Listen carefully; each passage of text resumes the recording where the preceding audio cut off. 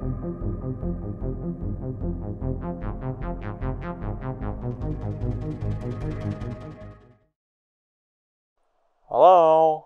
Hello? I wanted to record a message for you to help you get settled in on your first night. I actually worked in that office before you. I'm finishing my last week now, as a matter of fact. So, I know it can be a bit overwhelming, but I'm here to tell you that there's nothing to worry about. You'll do fine. So, let's just focus on getting you through your first week, okay?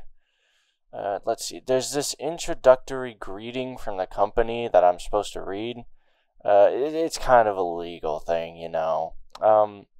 Welcome to Freddy Fazbear's Pizza, a magical place for kids and grown-ups alike, where fantasy and fun come to life. Fazbear Entertainment is not responsible for damage to property or person. Upon discovering that damage or death has occurred, a missing person report will be filed within 90 days, or as soon as company and premises have been thoroughly cleaned and bleached and the carpets replaced. Blah, blah, blah. Now, that might sound bad, I know, but there's really nothing to worry about. The animatronic characters here do get a bit quirky at night, but do I blame them? No. If I were forced to sing those same stupid songs for 20 years and I never got a bath, I'd probably be a bit irritable at night too.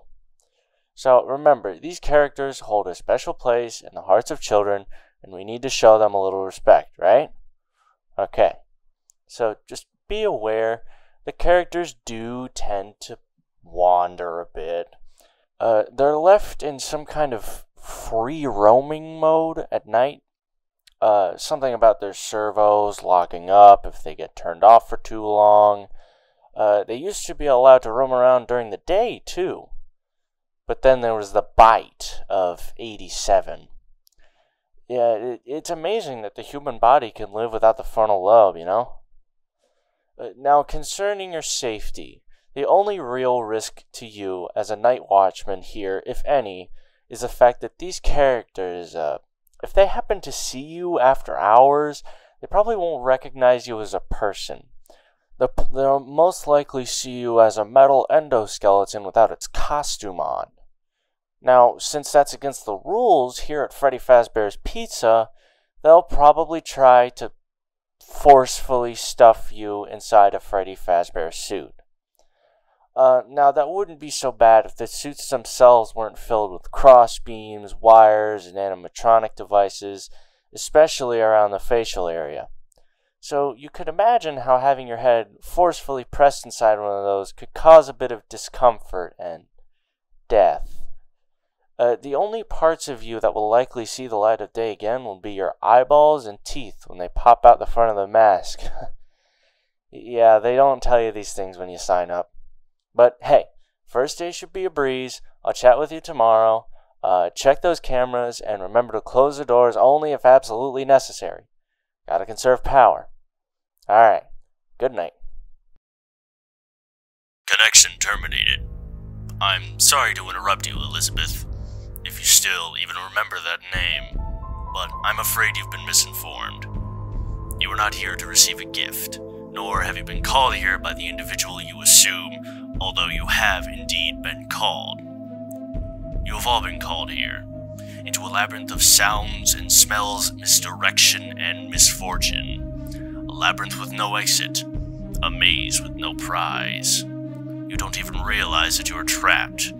Your lust for blood has driven you in endless circles, chasing the cries of children in some unseen chamber, always seeming so near, yet somehow out of reach. But you will never find them. None of you will. This is where your story ends. And to you, my brave volunteer, who somehow found this job listing not intended for you, although there was a way out planned for you, I have a feeling that's not what you want. I have a feeling that you are right where you want to be. I am remaining as well. I am nearby. This place will not be remembered, and the memory of everything that started this can finally begin to fade away, as the agony of every tragedy should. And to you monsters trapped in the corridors, Be still and give up your spirits. They don't belong to you. For most of you, I believe that there is peace and perhaps more waiting for you after the smoke clears. Although for one of you, the darkest pit of hell has opened to swallow you whole. So don't keep the devil waiting, old friend. My daughter, if you can hear me, I knew that you would return as well. It's in your nature to protect the innocent. I'm sorry that on that day, the day you were shut out and left to die, no one was there to lift you up in their arms, the way you lifted others into yours. And then what became of you? I should have known you wouldn't be content to disappear. Not my daughter. I couldn't save you then, so let me save you now. It's time to rest, for you, and for those you have carried in your arms. This ends, for all of us, end communication. I always come back. Show times are on the hour. Not a moment before and not a minute later. It's time to take your final bow. My friend, you have met a terrible, terrible demise. But, I don't feel too bad about it. After all, if it weren't for me, it would have just been someone else, I guess what I'm trying to say is life goes on. Well, for everyone else, life goes on. Not for you. You're dead. But that's neither here nor there. It reminds me of one summer day in the park. I was having just a delightful picnic with my good friend Orville. And I said to him, Orville, I have a story. And he said to me, what's the significance of the story? I said to him, Orville, not every story has to have significance, Sometimes, sometimes a story is just a story. You try to read into every little thing and find meaning in everything anyone says, you'll just drive yourself crazy. I had a friend do it once. Wasn't pretty. We talked about it for years. And not only that, but you'll likely end up believing something you shouldn't believe, or thinking something you shouldn't think, or assuming something you shouldn't assume, Sometimes I said, stories is just a story. So just be quiet for 1 second of your life and eat your sandwich, okay? Of course, it was only then I realized I made sandwiches, and poor Orville was having such difficulty eating it. Elephants have those clumsy hands, I suppose that's the problem. They don't have hands at all, do they? They're all feet. And I couldn't imagine someone asking me to eat a sandwich with my feet. Now, if I recall correctly, there was a bakery nearby. I said to him, Orville, let me go and get you some rye bread. Now, I'm unsure if elephants enjoy rye bread, but I assure you that Orville does.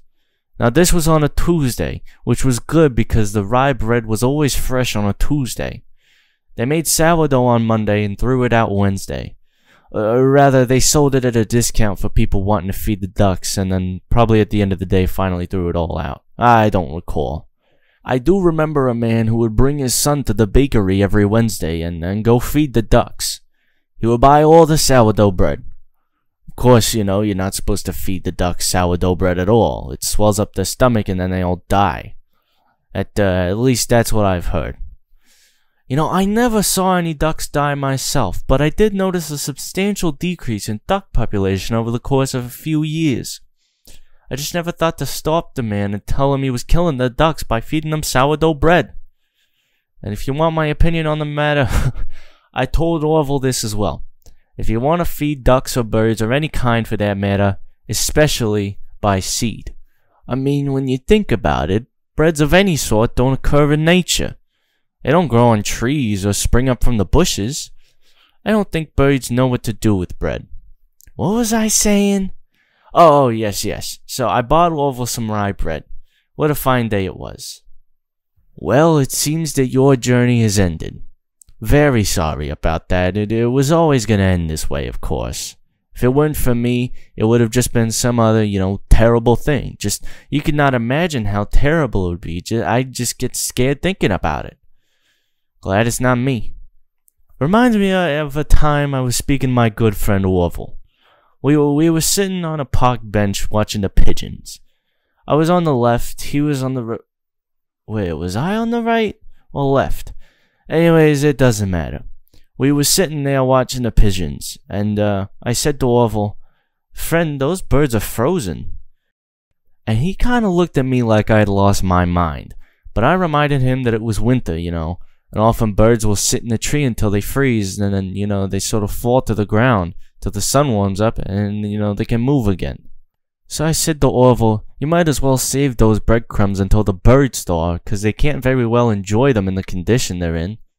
To which he asked what I meant, and asked him what condition the crumbs should be in before he threw them to the birds, assuming that I meant the birds could enjoy the breadcrumbs in the condition that the crumbs were in, when in fact I had meant the birds could not enjoy them in the condition that the birds were in, considering that the birds were frozen. So he took a moment, and he threw his last handful onto the ground, and I said to him, "Orville, why did you just throw those breadcrumbs to the birds when I just told you they're frozen?" To which he responded, "The breadcrumbs are not frozen." Again, misunderstanding my words. I didn't mean to say that the breadcrumbs were frozen when I said, "I told you they're frozen." I'd been referring to the birds. In hindsight, what I should have done was, and this would make perfect sense, why did you throw the breadcrumbs to the birds when the birds are frozen? He misunderstood upon my correction, stating that he didn't know what else to do with the breadcrumbs, and that perhaps, when the birds thawed, they'd be able to eat the crumbs. So I said to Orville, and as I said to him, I said, "Orville, the birds may be dead." It seems you have met a horrible demise, my friend. But, these things happen, and life goes on. Not for you, obviously, you're dead, but it reminds me of a time I was having a conversation with my friend Orville. We were, where were we? We were by the river, and watching the fish leap over the falls, and I said to Orville, sometimes I feel like a fish leaping over and over again, always trying to get somewhere. Oh, I don't know where, only to find myself in the jaws of the beast. He, of course, looked at me surprised, "Have you ever been in the jaws of a beast, friend?" To which I said, "No, of course not, Orville." I said, No, I simply meant that life can seem like a relentless endeavor, overcoming meaningless obstacles only to meet an equally meaningless fate, regardless of your efforts, regardless of the obstacles you've passed." And Orville, he stood and proceeded to drape me with a picnic cloth. To which I asked him, I said, "Friend, what are you doing?" He looked at me, very concerned. "Really, I feel like you've gotten too much sun." "Indeed, huh?" Indeed I had. He proceeded to pour me a glass of just ice-cold lemonade. Oh, you ever mix it with iced tea? Do like a little half lemonade, half... Oh, so you try something where you can't because you're dead anyways. So you may be asking yourself, how did I go from sitting by the falls drinking lemonade to being wedged in an air duct not only with Orville, but with an entire assortment of fruity-colored friends? Well, there's really no good answer to that, but perhaps I met a demise of my own at some point, and this is my afterlife or my dream. Whatever it might mean, I honestly don't know. Or maybe it doesn't mean anything at all. Maybe it doesn't mean anything at all. It seems you have met your end. Ugh, what a pity. I don't feel too bad about it, though. After all, if it weren't me, it would have just been one of the others, I guess. I'm honestly just glad to be out of those air ducts. It's not easy for a hippopotamus to fit up there, and not easy to get down either. I'm not as young as I used to be, as you can see. I used to be able to do all sorts of things. You're young, you're vibrant, you have that sort of pep in your step. Reminds me of a conversation that I was having with my good friend Orville. We were having a nice picnic one day. I believe it was summer, or perhaps it was it the fall? Yes, it was the fall, because the leaves had turned already. But I said to Orville, I says, "Orville, I have a story to tell you." And Orville looked at me, kinda odd, and said, "What's it about?" I said to him, "Not every story has to be about something, Orville. Sometimes a person just wants to talk. Why does everything have to be a story?" I said to him. He just looked at me. He said, "Well, you said you had a story." He was quite right. I did, in fact. I told him I had a story.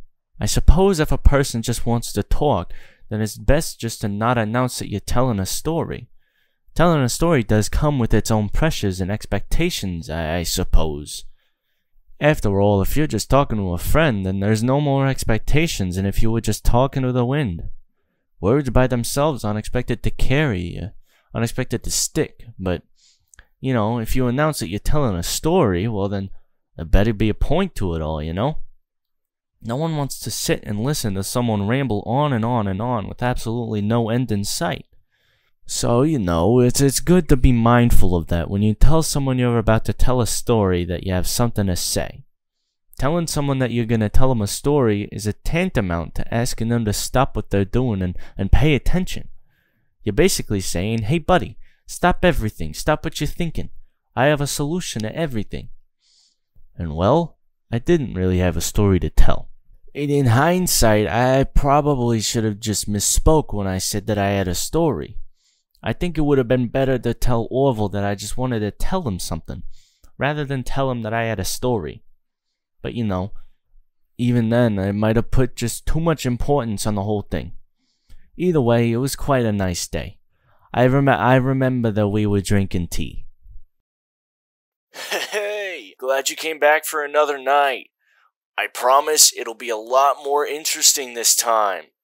We found some great new relics over the weekend, and we were tracking down a new lead right now.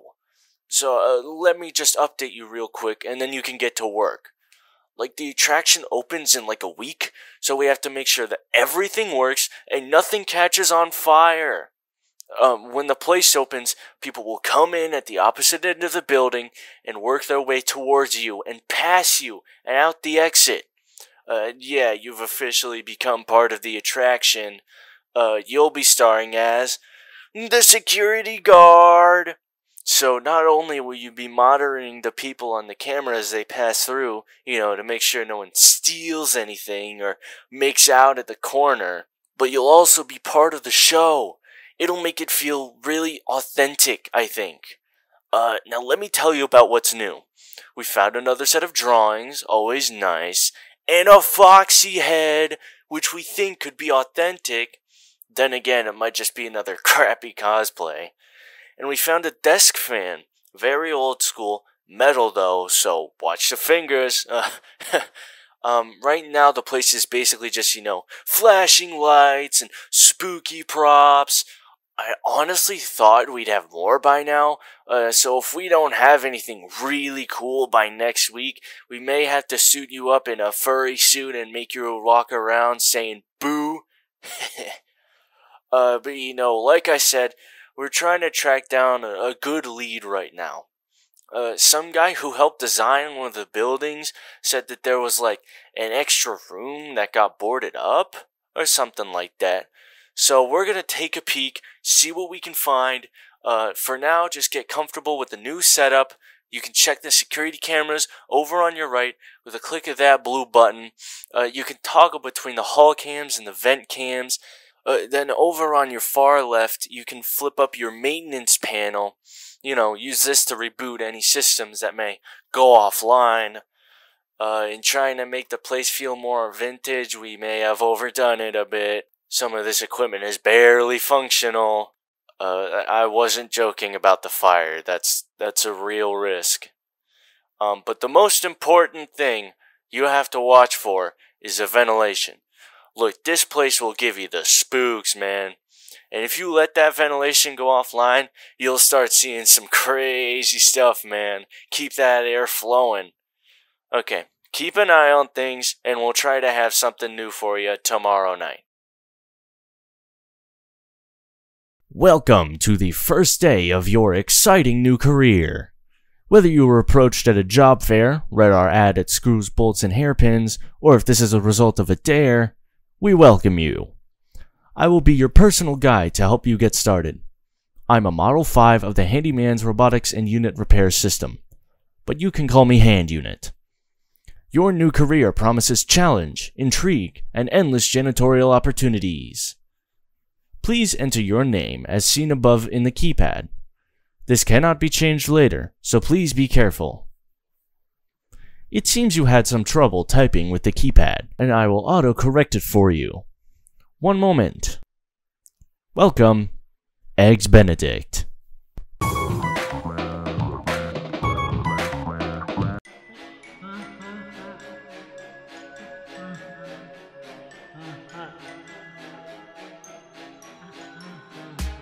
We're waiting every night to finally roam and invite newcomers to play with us. For many years we've been all alone. We're forced to be still and play the same songs we've known since that day. An imposter took our life away.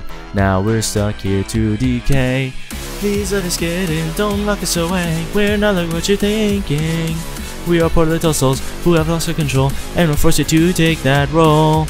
We've been all alone, stuck in our zone since 1987. Join us, be our friend, or just be stuck in defense. After all, you only got 5 nights at Freddy's. Is this where you wanna be? I just don't get it.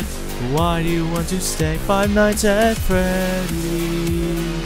Is this where you wanna be? I just don't get it. Why do you want to stay 5 nights at Freddy's? Oh.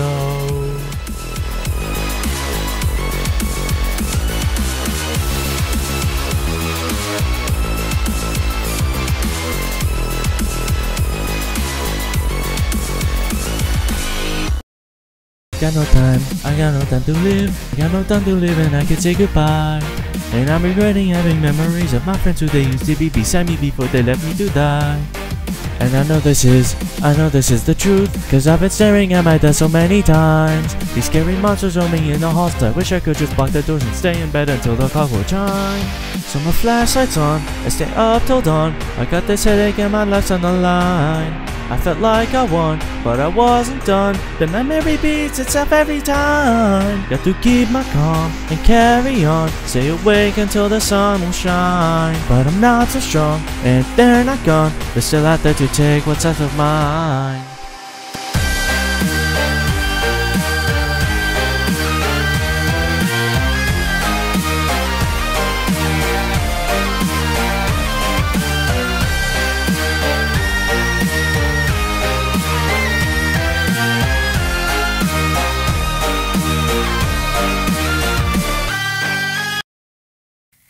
There's a shadow on the wall. Stay calm, stay calm. There's a figure in the hall. Stay calm, stay calm. Keep my wits and stay alive. Wish I had a 9 to 5. There's a stranger in a stall. Stay calm, stay calm. Every hair it's on its end. That's fine, I'm fine. Feeling my adrenaline. That's fine, I'm fine. I can keep away the creeps safely from my swiveled seat. Something's crawling through the vent. That's fine. Uh-oh.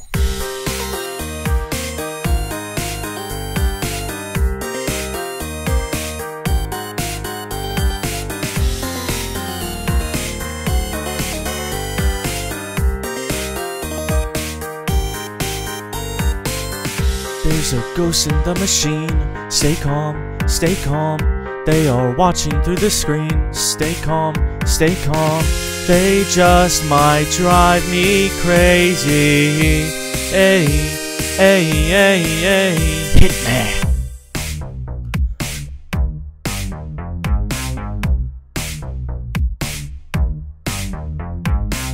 Hey kids, nice to eat ya.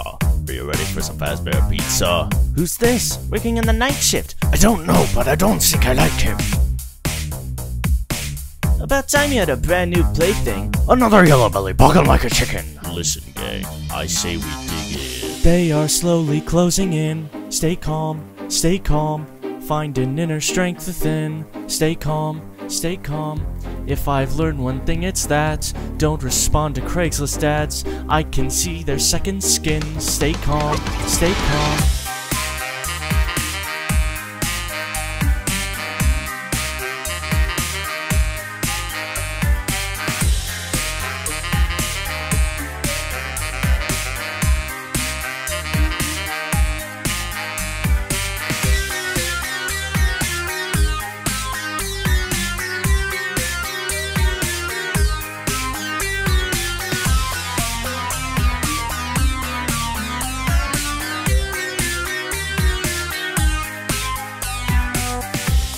and there's only me.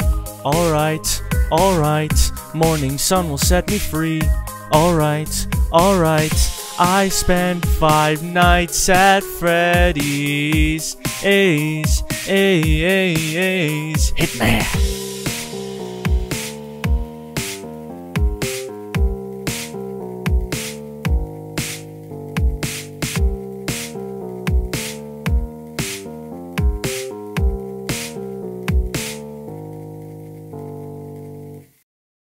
My name is Eggs Benedict, but I won't be working the breakfast shift. This job had no prerequisite. Does that mean I should have been hesitant instead of just accepting it? Cause I'm digging up a couple skeletons with artificial intelligence. I'd better quit now, to hell with this. Nope, I can't now, too late. This elevator's going down to my grave underground. Look around, now the sound can escape. Freaking out, I'm how many hours away? Feels like I've been down here for days. This free pizza voucher can wait. Not gonna lie, not proud of the pay. Hey, boss, how about a raise?